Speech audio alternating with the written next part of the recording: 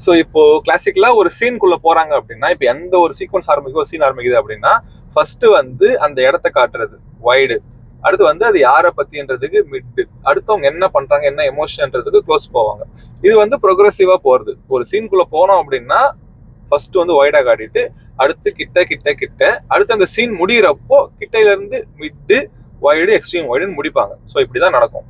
So இதை மாத்தி போடுறதால மட்டுமே கதை சொல்ற விதமே மாறும். அதுதான் டைரக்ஷன்.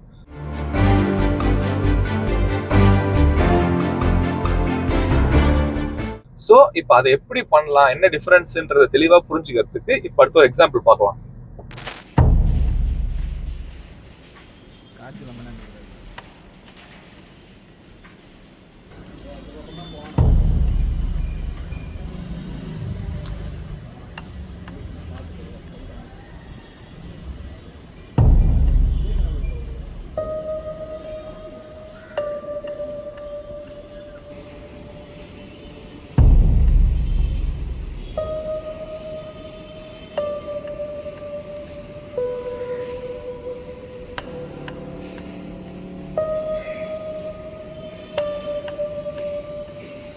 இப்ப வந்து இந்த எக்ஸாம்பிள்ல வந்து ப்ரோக்ரசிவா பார்த்தோம். என்ன அப்படின்னா, ஃபர்ஸ்ட் வந்து வைட்ல இமேஜ் சின்னதா இருக்கு, மிட், க்ளோஸ், அந்த சப்ஜெக்ட் வந்து பெருசாயிட்டே வருது.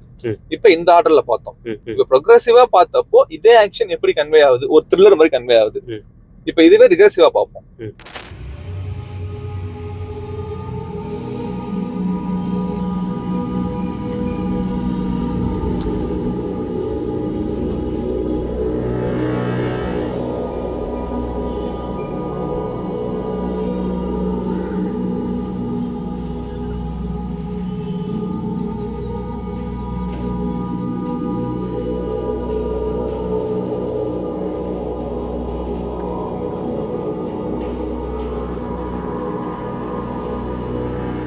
ஸோ இதுல எப்படி இருக்கு அப்படின்னா, க்ளோஸ், மிட், வைடுன்ற மாதிரி இருக்கு.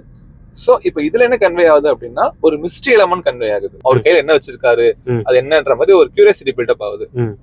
சோ ஜஸ்ட் இந்த ஷார்ட்டை மாத்தி போட்டதால மட்டுமே, ஒரே ஆக்ஷனு ஷார்ட்டை மட்டும் மாத்தி போடுறதால, இமேஜ் சைஸை மட்டும் மாத்தி காட்டுறதால சொல்ல வர கதையிலேயே ஒரு வேரியேஷன் கொடுக்க முடியுது. ஸோ ஆக்சுவல் டைரக்ஷன் அப்படின்னா இதுதான். ஸோ என்ன ஷார்ட்டை எப்படி போட்டு கலைச்சு போடுறதால எந்த மாதிரி கதையை சொல்ல போறோம்ன்றது தான் ஒரு டைரக்டர் யோசிக்க வேண்டிய ஒரு விஷயம்.